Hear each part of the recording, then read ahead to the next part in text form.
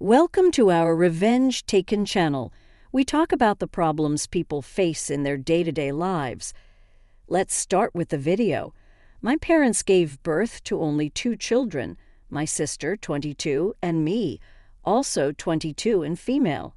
I don't know what I did, but since the day my sister was born, I became almost invisible.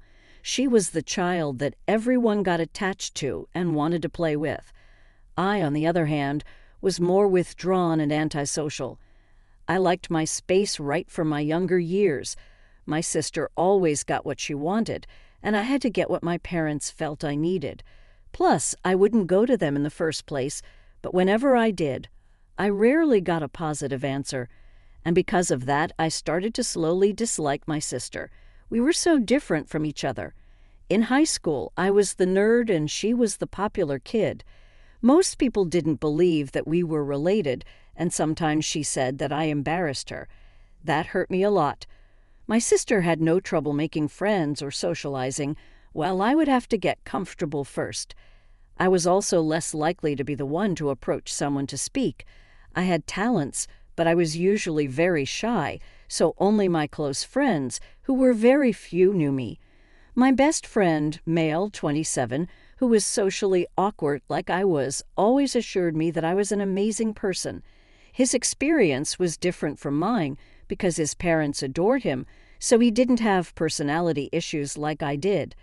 I was always anxious and found it hard to trust people because I thought they wouldn't see me for who I truly was, and they would treat me like my family did. I had a really hard time during my formative years, and my only voice of reasoning was my best friend. We were both kids, and had he known better, he would have known how to help me. You could imagine a teenager with an identity crisis growing up into an adult. That is a recipe for disaster. Now that I look back, I cringe at the things I did to get attention and please people, things that were the direct opposite of who I was and what I stood for because I wasn't comfortable in my skin. My sister, on the other hand, was blossoming, and she kept being the golden child. At the time, I didn't think that my parents knew what they did to me and how their actions affected me, but I still blamed them for not being there for me. Someone could have noticed that something was up with me, but they were lost in the clouds with their baby, my sister. Years passed, and we kept growing apart. I wasn't close to my sister, and the reason is obvious. I was angry at my parents and more jealous of her. I thought that she should have noticed that she got all the attention and could have channeled some to me or at least said something to our parents. Instead, she loved the attention and laughed at me with her friends. Well, my nerdiness turned out to be in my favor because I got a full-ride scholarship and excelled in my academics and professional career. Last year, the golden child got married, and you can imagine my parents paid for everything, including her honeymoon.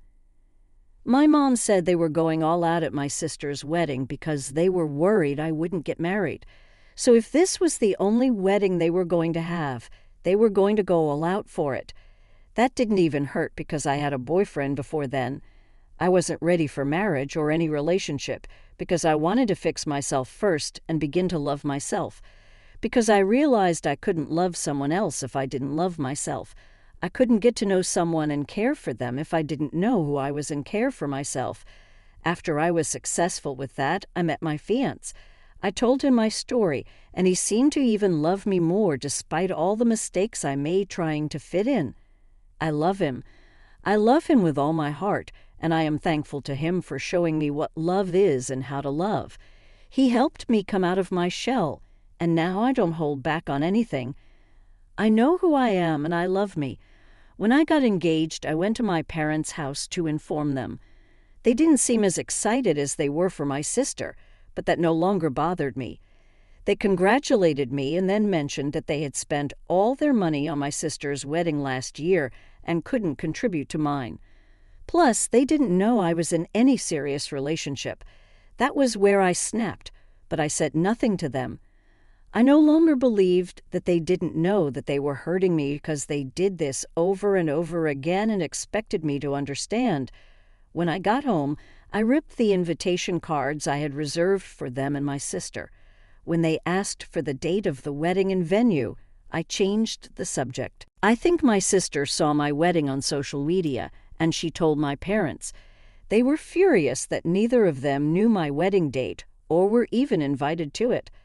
I replied, saying that space was limited, so only the most important people were invited. That worsened the situation, but I was just being brutally honest. I didn't consider them as the most important people in my life, and the wedding was a small one, so I wanted to have the most important people around me. Though I can admit that I also wanted to spite them too, if I'm being brutally honest. I didn't care that they were angry at me. It wouldn't be the first time, but they didn't seem to let this one slide. My mom and sister found my new house I moved in with my husband and came to scold me. I call it that because I don't think they intended to have a civil conversation, because all they did was scream at me. So I asked them to leave, and they shouldn't come back except they wanted to behave like civilized human beings. I left them and went to my room and locked the door behind me. I came out a few hours later and saw that they had met my husband, and he asked him to wait for me. I was upset that he asked them to wait because I didn't want to talk to them at all. I knew he did it because he had always wanted me to make up with my family. He said that if I could do that, then I would heal completely. He also didn't like how I got when my family came up, so he wanted me to be comfortable and completely happy. I understood him, but I was being stubborn. My mom started to scold me again, and then my husband stepped in and cautioned her. He told her that the only reason he asked him to stay was because he knew it was the right thing to do.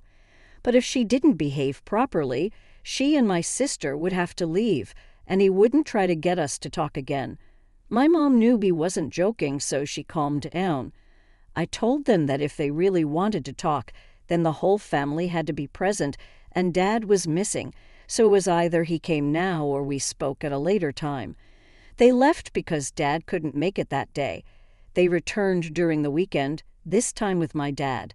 He was more disappointed than angry that he didn't attend my wedding.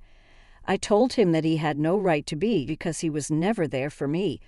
They always neglected me and made me feel like there was something wrong, and my younger sister was the standard. I always had to sacrifice for her. They had no idea how much that affected me. I struggled so much and was anxious all the time. I didn't know how to speak up for myself and have a mind of my own because I thought I shouldn't have a say. They also taught my sister to treat me badly, and they never corrected her. And this was confirmed at her wedding. They paid for it in full, and Mom even commented that they did that because they were not sure I was going to get married. They were always insensitive to the way I felt and made me feel like I didn't deserve to be a part of the family. It wasn't just my sister's wedding, but how they treated me since she was born. At some point, I craved their attention, but I never got it because my sister had all of it. I gave him specific instances of how they treated me differently and how it made me feel. All of that constituted to them not being invited to my wedding. I didn't think I needed people who constantly caused me pain on one of the happiest days of my life. I also let my sister know how I felt about her and about the way she treated me. They felt ashamed and apologized. My sister said that she did that because she was jealous of me. I was stunned. What could she have to be jealous of? She said that she wasn't so smart and I always did well at school, and because we were not close, she didn't know how to ask me for help, and it made her mad, so she treated me badly. That was news to me because I would have gladly helped her even if it was just to cultivate a healthy relationship with her. We all cried and made up. My husband was so glad. After they left, he told me that I was finally free of hurt and pain, and now I could truly live. Your parents didn't do well by you at all.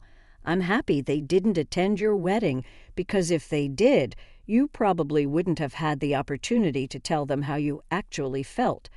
You and your sister sure made some mistakes, even if your parents were being shitty. You and your sister should have found a way out. She was jealous of you, and you were jealous of her. Seems to me that simple communication would have solved the problem that hurt both of you for years. Next story. I'm 16, female. Mom died of cancer. My dad got remarried to another person and ended up having more kids. It was really hard on me, but I tried, and I'm still trying to be supportive, because I guess he can replace his wife, because people do that all the time, but I can't replace my mom. I am not going to lie. It was very difficult to see her in my mom's bed and using the cups my mom drank from, etc., even though it's been a few years. It hurts my feelings when she participates in traditions my mom had with us, because I personally don't think she has a right.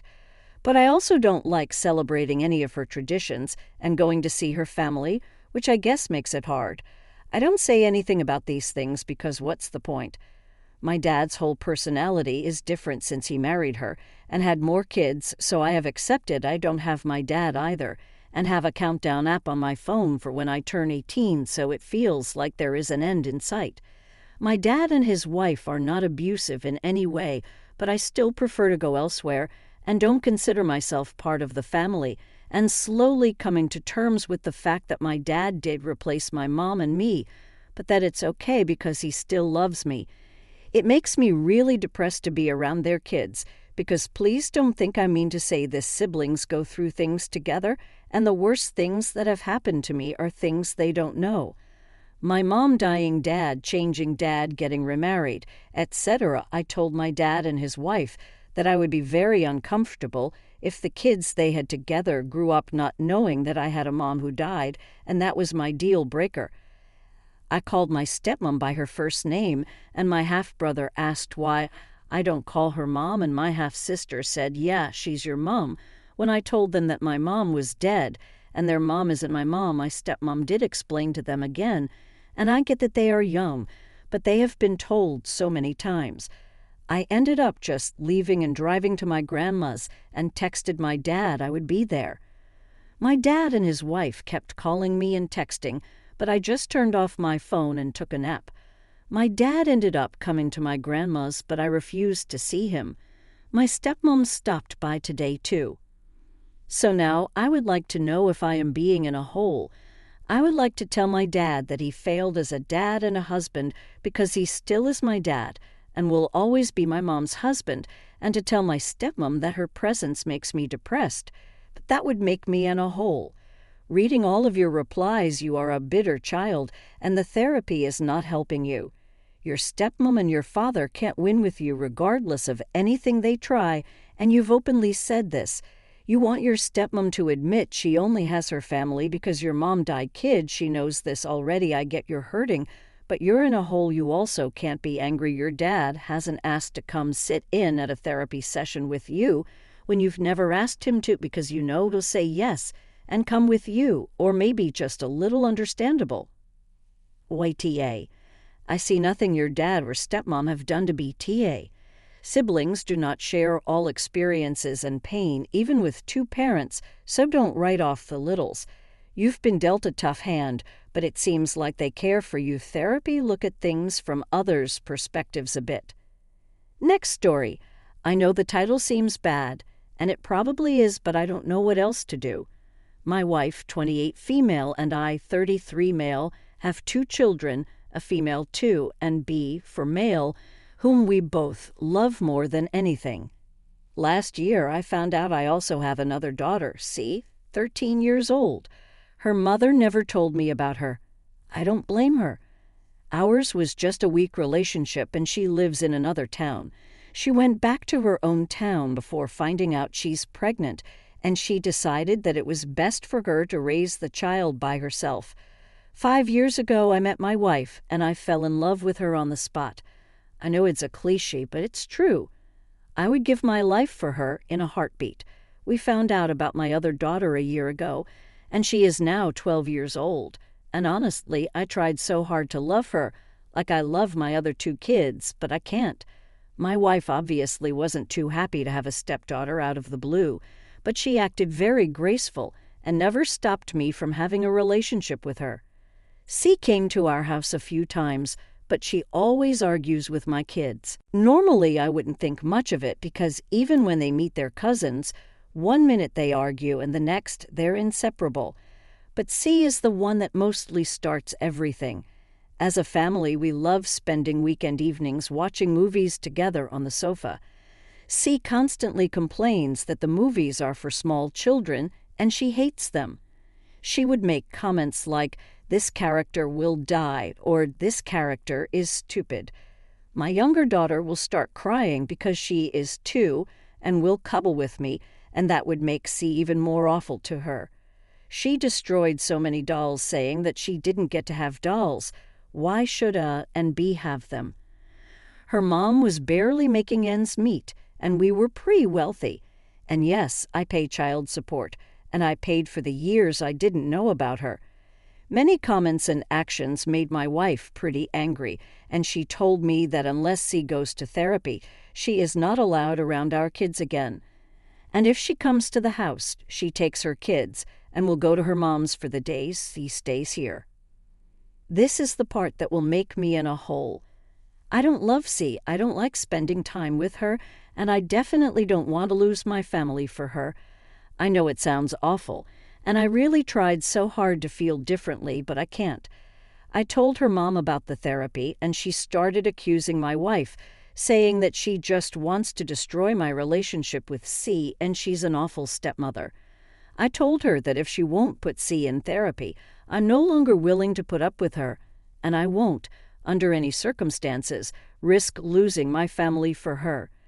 She called me a lot of names, said I'm in a hole, and how could I put my wife over C?